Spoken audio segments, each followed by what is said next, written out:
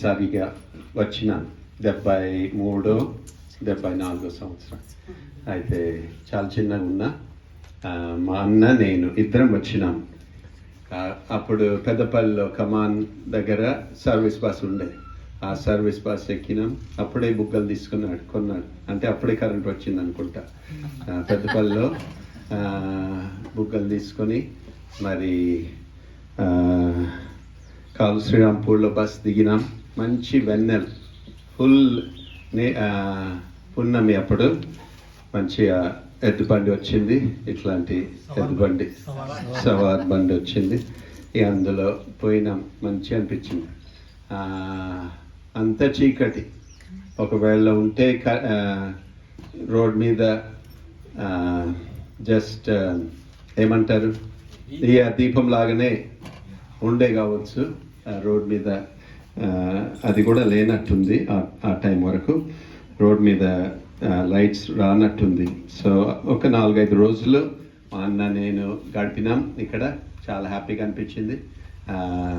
వాగులో ఈత కొట్టడం, అక్కడ బావి దగ్గర ఈత కొట్టడం అవన్నీ, తర్వాత మానే తగిలిపోవడం, ఇవన్నీ చాలా ఎంజాయ్ చేసినాం.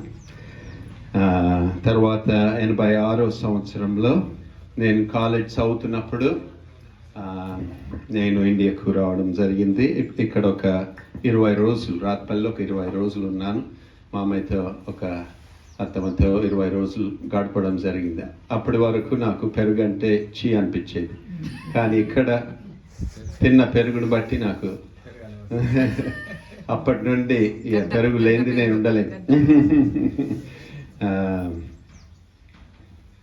అయితే మరి మామయ్య ఎన్నో విషయాలు అప్పుడు, అంటే ఈ ఊరు పరిస్థితి, తర్వాత సంస్కృతి, ఇండియన్ సంస్కృతిని గురించి చాలా విషయాలు నేర్పించాడు నాకు. మరి అంటే నేను ఒక కోర్స్లో ఉన్నాను. ఆ కోర్స్ అంటే ఆంథ్రోపాలజీ అనే కోర్సులో నేను చదువుతున్నప్పుడు తను ఇక్కడ భారతదేశ సాంప్రదాయాలను గురించి ఎన్నో విషయాలు ఆయన నాకు నేర్పించాడు. తర్వాత 87వ సంవత్సరం తిరిగి నేను సేవ చేయడానికి అమెరికా నుండి వచ్చినప్పుడు ఒక 1 year, అంతే కదా, 88 వరకు ఒక 1 year తనతో అప్పుడప్పుడు ఇక్కడికి వచ్చి కొన్ని రోజులు ఉండడం జరిగింది. మరి తెలుగు భాష విషయం చాలా నేర్పించాడు నాకు. అంటే చిన్న తప్పుపోయినా కానీ అట్లా కాదు ఇట్లా అని చెప్పాడు. చాలా క్షుణ్ణంగా చక్కగా నేర్పించాడు. పాటలు కూడా పాడినప్పుడు నీకు సరిగా వస్తలేదు ఆయన నడిపిస్తానని చెప్పేది. అంటే కొన్ని ప్రేమతో ఆయన దిద్దేవారు. మరి తన దర్శనం కూడా పంచాడు. ఏంటిదంటే ఇక్కడ ఈ ల్యాండ్లో పిల్లల కొరకు ఏదైనా ఒకటి ఆశ్రయం లాంటిది కట్టాలని ఆయన దర్శనం ఆయన పంచుకున్నాడు. ఆత్మీయంగా ఎంతగానో వాక్యం పట్ల ఎంతో ఆసక్తితో ఆయన ఎప్పుడు కూడా రేడియో పెట్టుకొని వినేటువంటి ఆసక్తి. ఈ రీతిగా మరి తనలోని ఎన్నో మంచి విషయాలు మీరు కూడా చెప్పి ఉన్నారు. అయితే ఇప్పుడు మనము మన జీవితాన్ని గురించి ఒకసారి మనం ధ్యానించుకుందాం. 90 కీర్తన 12వ వచనం. 90 కీర్తన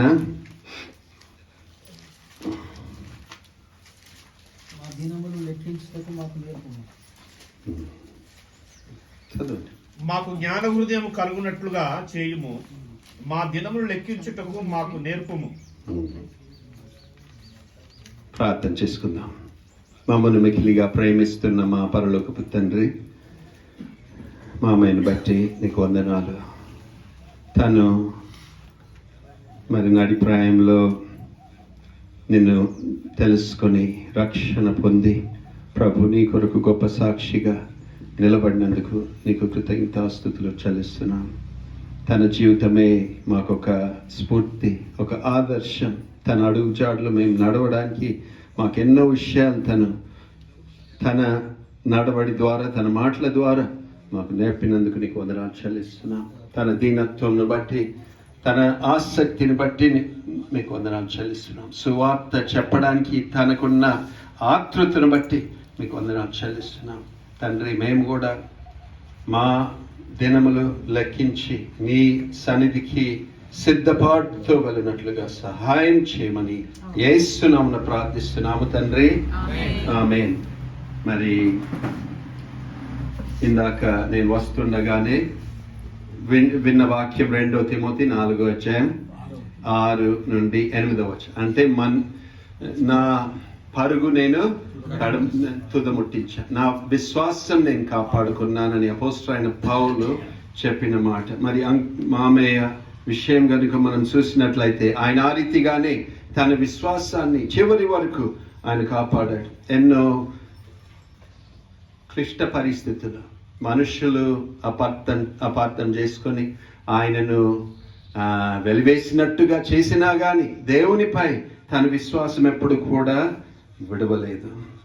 ఆయన ఏదైతే నమ్మినాడో అది గట్టిగా చేపట్టుకొని చివరి వరకు ఆయన తన విశ్వాసం కాపాడుకున్నాడు. తన పరుగు పరుగులో దేవుడు పెట్టాడో ఆ పరుగును తుద వరకు ఆయన ముట్టించినట్టుగా మనకు తెలుసు. అయితే మరి మనం కూడా ఆ రీతిగా మనం సిద్ధపడాలి. ఏంటిదంటే మనమందరం పోయేవారు. ఇందాక ప్రకాష్ రెడ్డి గారు చక్కగా సువార్త చెప్పాడు. మరి మనం ఎప్పుడు పోయేది మనకు తెలియదు.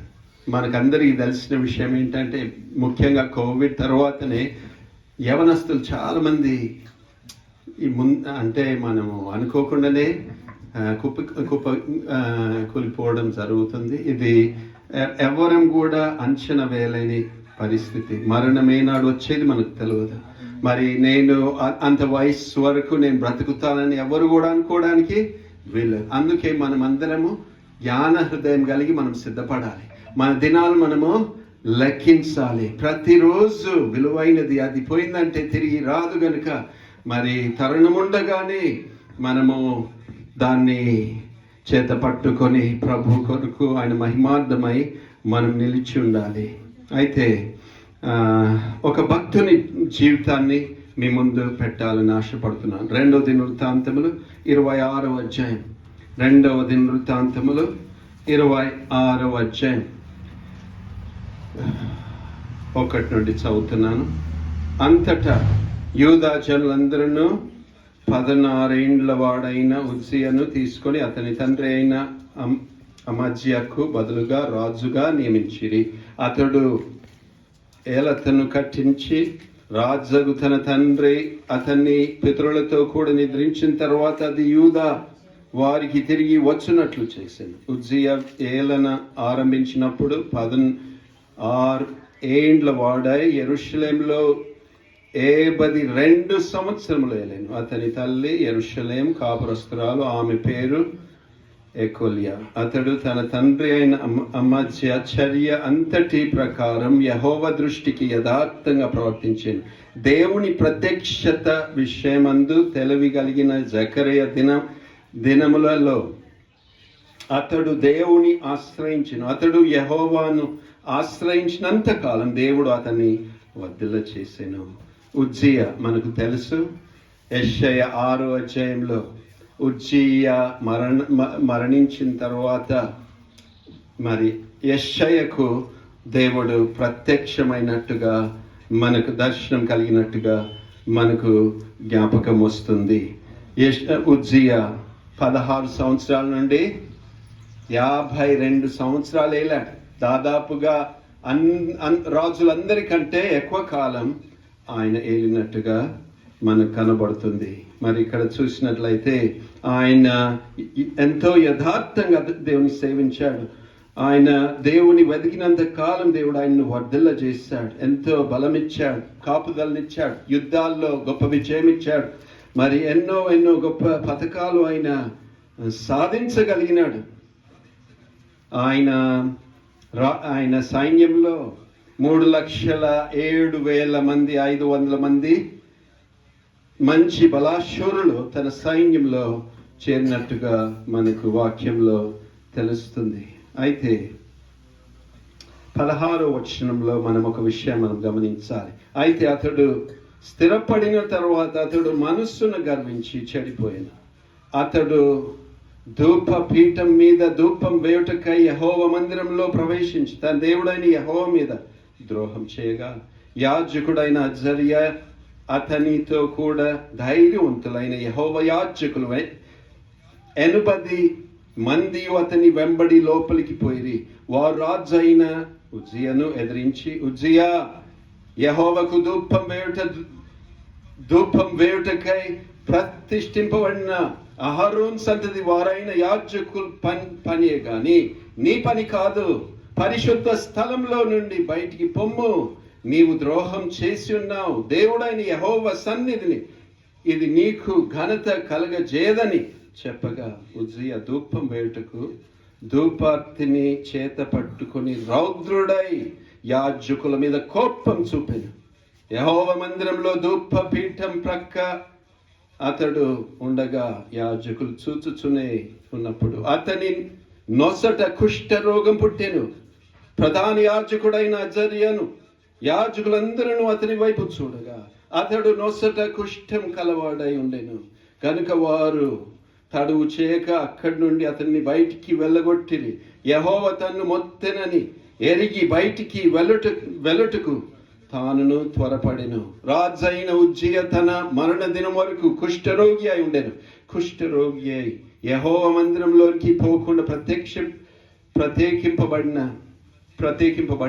గనుక అతడు ప్రత్యేకంగా ఒక ఇంటిలో నివసించుచుండెను. అతని కుమారుడైన యోతాం రాజు ఇంటి వారికి అధిపతి అయి దేశపు జనులకు న్యాయము తీర్చుచుండెను.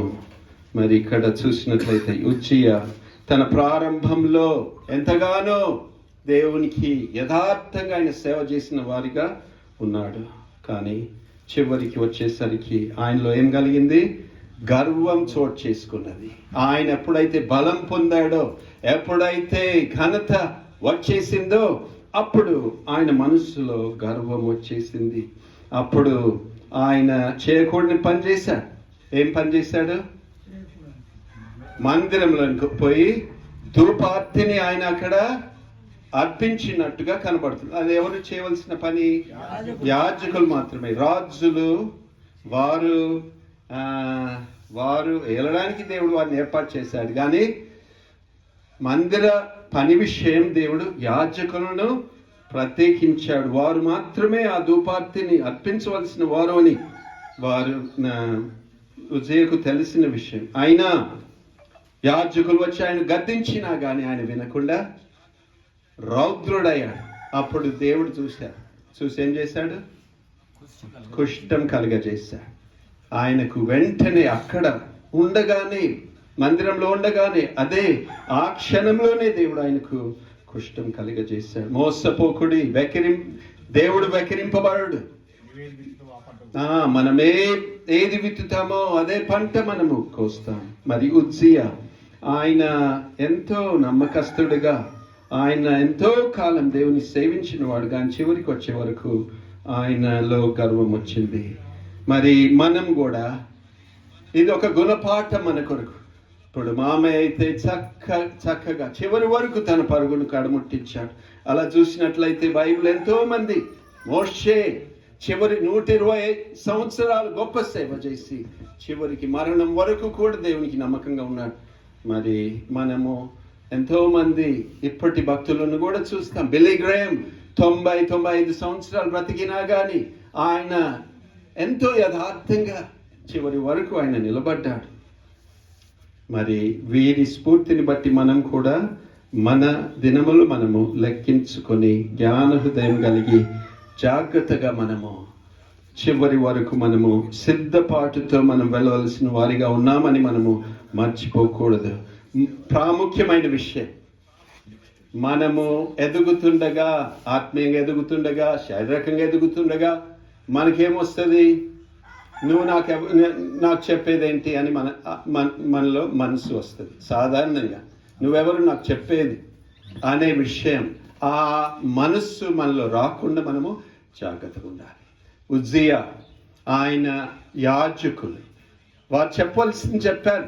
చెప్పినా కానీ ఆయన వినలేదు. వినకుండా ఏమొచ్చింది? ఆయనలో కోపం వచ్చింది. ఎందుకంటే ఆయనలో ముందు గర్వం చోటు చేసుకుంది. ఎవరు నాకు చెప్పకూడదు, నేనే అందరికి చెప్పేవాడిని కానీ ఎవరు నాకు చెప్పనవసరం లేదని అనుకున్నాను. కనుక మనం కూడా మరి 1 కొరింథీ 10వ అధ్యాయంలో మనము చూడగలుగుతున్నాం. 1 కొరింథీ 10వ అధ్యాయం 12వ వచనం. తాను నిలుచుచున్నానని తలంచుకున్నవాడు పడకుండానట్లు జాగ్రత్తగా చూచుకొనవలెను.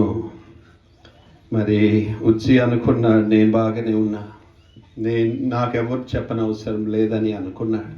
కానీ సాధారణంగా చివరి దశలో మనకు ఇది చోటు చేసుకునే అవకాశం ఉంటుంది. ఈ గర్వం అనేది మరి చాలా ప్రమాదకరమైనది. లూసిఫర్, అంత చక్కనైన లూసిఫర్ పరలోక రాజ్య వాసి, కానీ నేను దేవుణ్ణంత కానా అనే మనస్సు వచ్చింది, సరిపోయింది. దేవుడు ఆయన్ను పడగొట్టాడు. అందుకు మనం కూడా జాగ్రత్త ఉండాలి. సామెతలు 16వ అధ్యాయం 18వ వచనం. సామెతలు 16:18లో చూసినట్లయితే, నాశనమునకు ముందు గర్వం నడుచును, పడిపోటుకు ముందు అహంకారమైన మనస్సు నడుచును. మరి అలా కాకుండానట్లుగా ఇలాంటి గొప్ప భక్తులు మనము దృష్టి పెట్టుకొని మనము సిద్ధపాటుతో, ఇది ఈరోజు రావచ్చు, రేపు రావచ్చు, ఏ రోజు వచ్చేదైనా పర్వాలేదు, కానీ మనము సిద్ధపడి ఉండాలి. ఎట్లా? దీన మనసు కలిగి మన దేవుని మనం సేవించాలి. మనము ఇతరుల ఎదుట కూడా దీన మనసు మనం కలిగి ఉండాలి. మనకు అవసరమైన మాట వారు చెప్పినప్పుడు మనము వినాలి, వినటుకు వేగరపడాలి, మాట్లాడుటకు మనము నిదానించు వారిగా మనము ఉండాలి.